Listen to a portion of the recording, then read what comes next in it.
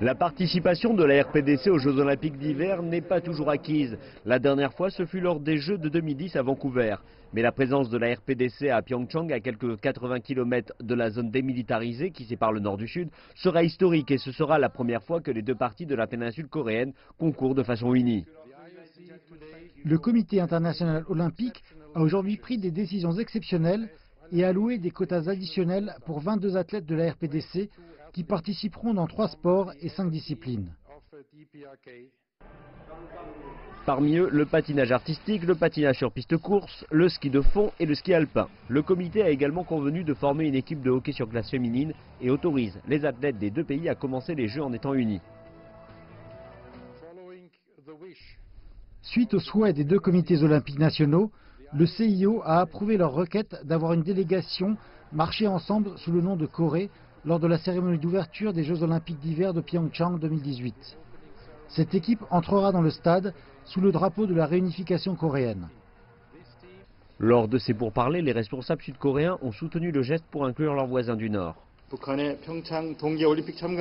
La participation de la Corée du Nord aux Jeux olympiques d'hiver de Pyeongchang sera un scénario crucial dans l'histoire des Olympiades. Cela peut être une chance de montrer la valeur et la puissance des sports quand les athlètes des deux Corées marcheront ensemble et joueront aux Jeux ensemble en tant qu'équipe unifiée.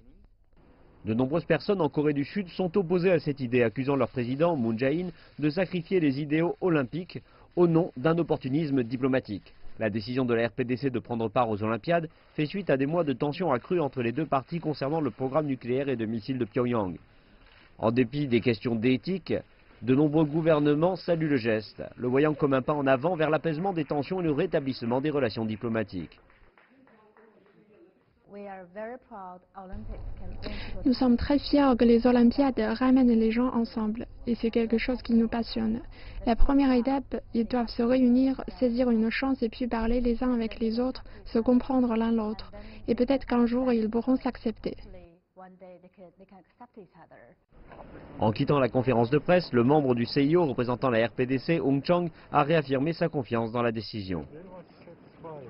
Je suis très satisfait. Nous avons des résultats de la réunion, cette réunion à 4, et c'est très bien. Mais il reste encore à voir si cet aspect sportif positif se traduira sur le plan diplomatique et si le drapeau de la réunification coréenne flottera de nouveau haut dans le ciel ou pas.